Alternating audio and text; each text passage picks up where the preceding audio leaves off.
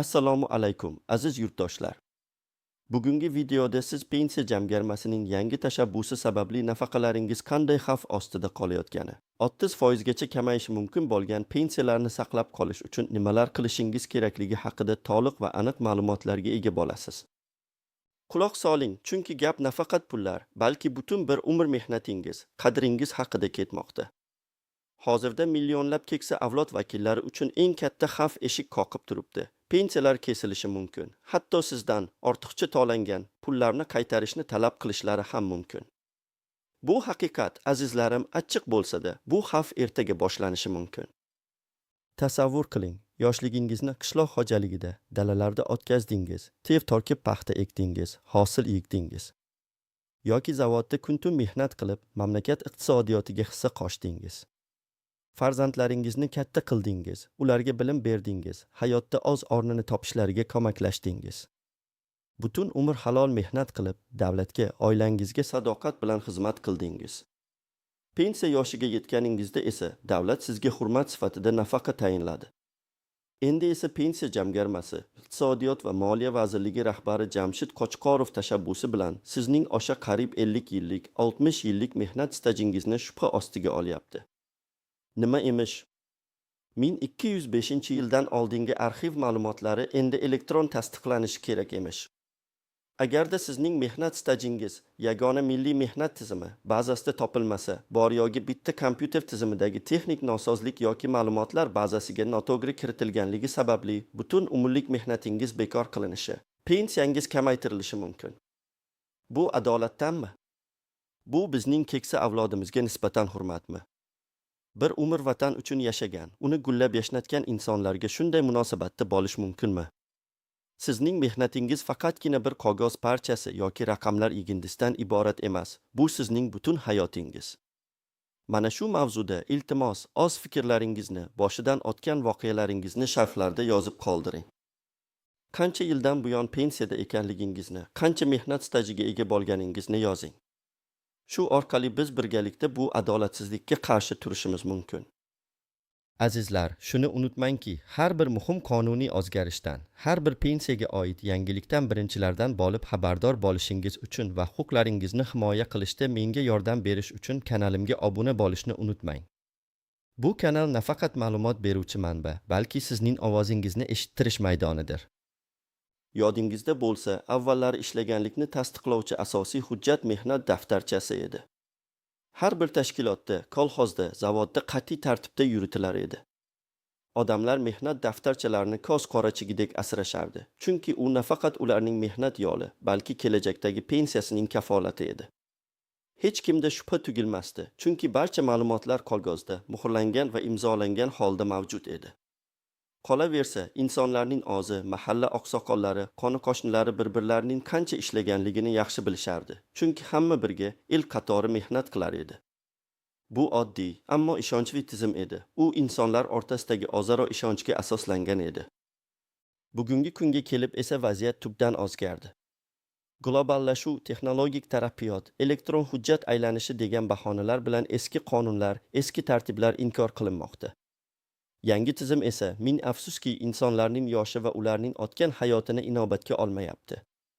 Kompyuter dasturi inson omilini unutib, faqat raqamlarni qidirmoqda.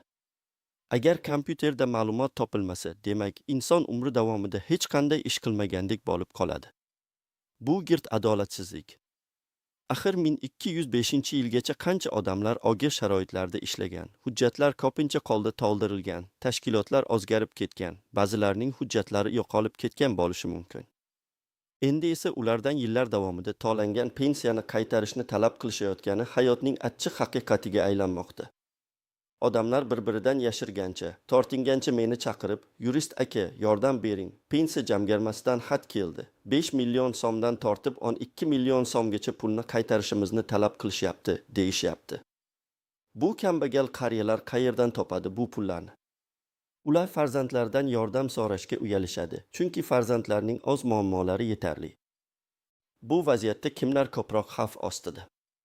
Birinchi navbatda 1205-yildan oldin mehnat stajiga ega bo'lgan, ayniqsa qishloq joylarda, kolxozlarda, sobiq sovxozlarda, kichik tashkilotlarda ishlagan fuqarolar. Ularning hujjatlari ko'pincha eski, qo'lda yozilgan, ba'zan yaroqsiz holatga kelgan yoki umuman arxivlarda saqlanib qolmagan bo'lishi mumkin.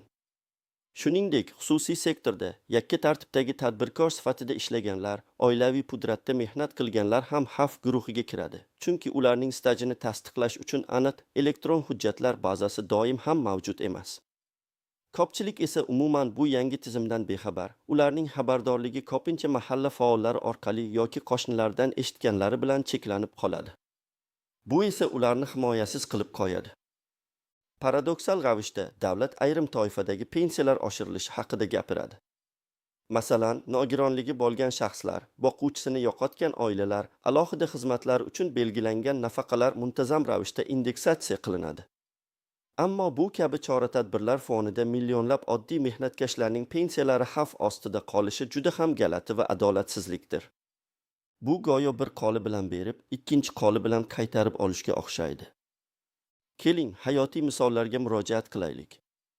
67 yoshli Anvar bobo butun umrini Buxoro viloyatining olis qishlog'ida kolxozda traktorchi bo'lib o'tkazdi. Qo'llari qavariq, yuzlari quyoshda qoraygan, qora mehnatdan umri o'tgan bu chol nafaqaga chiqqaniga 15 yildan oshdi. Endi esa unga pensiya jamg'armasidan xat keldi. Hatto aytilishicha, 1985-yildan 1995-yilgacha bo'lgan mehnat staji yagona milliy mehnat tizimi bazasida topilmagan. U yillar davomida olgan pensiyasining bir qismini, aniqrog'i 7 million so'mdan oshiq pulni qaytarish kerak ekan.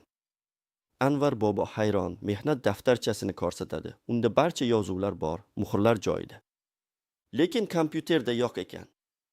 Oqlim, men hayotimda bir so'm ham birovning haqini yegan emasman, halol ishlaganman. Endi bu pullarni qayerdan topaman?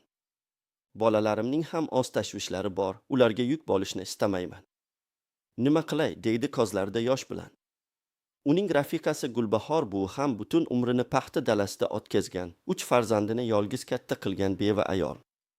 U ham xuddi shunday xat olgan, lekin uning summasi bir oz kamroq, 5 million so'm atrofida. Bu ikki chol kampirning tunlari uyqusiz o'tmoqda. Ular pullarni qayerdan topishni bilishmaydi.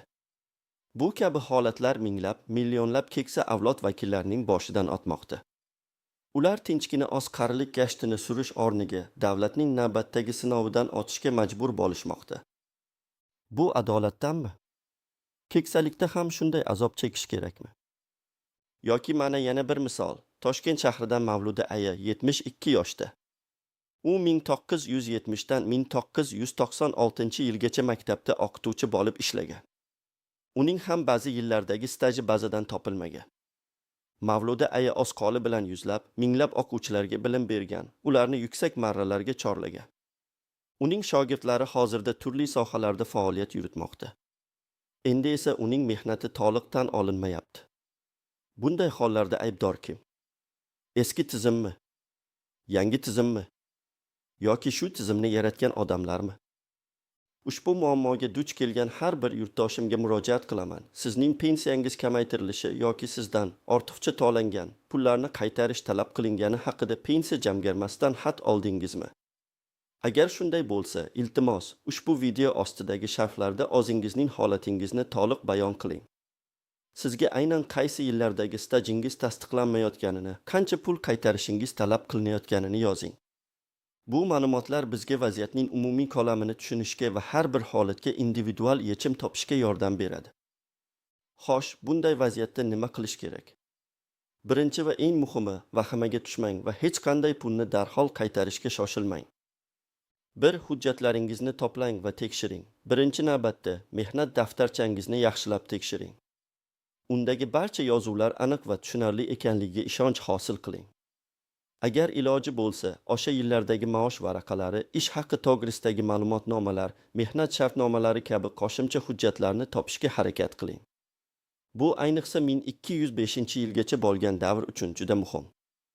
Agar siz biror tashkilotda ishlagan bo'lsangiz va o'sha tashkilot hali ham mavjud bo'lsa, ulardan mehnat stajingizni tasdiqlovchi ma'lumotnoma olishga harakat qiling. Agar tashkilot yopilgan bo'lsa yoki o'zgargan bo'lsa, hududiy arxivlarga murojaat qiling. Arxivlar mehnat stajini tasdiqlovchi eng muhim manba hisoblanadi. Bu jarayon biroz vaqt talab qilishi mumkin, ammo natijasi ijobiy bo'lishi ehtimoli yuqori. Ba'zi hollarda 2-3 kishining guvohlik ko'rsatmasi ham mehnat stajini tasdiqlashda yordam berishi mumkin. Bu ayniqsa qishloq joylarda norasmiy ishlagan yoki hujjatlari yo'qolgan shaxslar uchun muhim. Lekin bu sud orqali amalga oshiriladigan murakkab jarayon bo'lib, unga faqatgina ekstremal holatlarda murojaat qilish kerak. 2. Pensiya jamg'armasi filialiga murojaat qiling. Hujjatlaringizni to'plaganingizdan so'ng, yashash joyingizdagi pensiya jamg'armasining hududiy filialiga shaxsan murojaat qiling. O'zingiz bilan to'plagan barcha hujjatlarni olib boring va ulardan yozma tushuntirish talab qiling. Sizning mehnat stajingiz aynan qaysi asosda tasdiqlanmayotgani va buning qonuniy asosini so'rang. Agar sizdan pul qaytarish talab qilinsa, bu talabning qonuniy asosini, hisob-kitoblarni ham yozma ravishda taqdim etishlarini so'rang. Pensiya jamg'armasi xodimlari sizga to'liq va aniq ma'lumot berishga majbur. Agar ular tushuntirishdan bosh tortsa yoki noto'g'ri ma'lumot bersa, shikoyat qilish huquqingiz bor. 3. Yuridik yordam oling. Agar sizning holatingiz murakkab bo'lsa, hujjatlar yetarli bo'lmasa yoki pensiya jamg'armasi sizning talablaringizni qondirmasa, malakali yuristga murojaat qilish shart. Yurist sizning hujjatlaringizni ko'rib chiqadi, vaziyatni o'rganadi va keyingi qadamlar bo'yicha aniq tavsiyalar beradi. Kerak bo'lsa, sud orqali mehnat stajini tasdiqlash, pensiya jamg'armasining qarorini bekor qilish bo'yicha da'vo arizasi tayyorlashda yordam beradi. Unutmang, davlat pensiya qonunchiligida keksa fuqarolarning huquqlari himoyalangan. Yagona milliy mehnat tizimidagi ma'lumotlar bazasida yo'qligi sizning butun umr qilgan mehnatingiz yo'q bo'lganini anglatmaydi. Bu faqat elektron tizimdagi muammo bo'lishi mumkin, xolos. 4. Mahalla faollari va deputatlarga murojaat qiling. Ko'pgina hollarda mahalla raisi yoki mahalla faollari sizning mehnat stajingizni tasdiqlashda yordam berishi mumkin. Ular eski avlod vakillarini, ularning kim bo'lib ishlaganini yaxshi bilishadi. Ular pensiya jamg'armasiga yoki boshqa tegishli tashkilotlarga sizning nomingizdan murojaat qilishi mumkin. Hududiy kengash deputatlari ham fuqarolarning muammolarini hal qilishga majbur. Ularga murojaat qiling, muammongizni tushuntiring, ular ham yordam berishga qodir. Azizlar, bu nafaqat pul masalasi, balki shaxsiy qadr-qimmat, adolat va insoniylik masalasidir.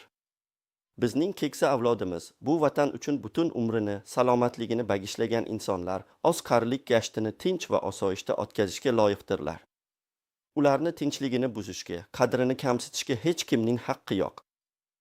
Xo'sh, aziz yurtdoshlar, ayniqsa aziz nafaqaxo'rlarimiz. Endi siz o'z pensiyangizni 30% ga kesilishiga jim qarab turasizmi yoki bu adolatsizlikka qarshi birgalikda qonuniy yo'llar bilan kurashasizmi? Sizning haqqingiz uchun kurashishga tayyormisiz? Javobingizni sharhlarda kutib qolaman. Men yurist sifatida har doim sizning haqqingizni himoya qilishga tayyorman. Sog' bo'ling, omon bo'ling.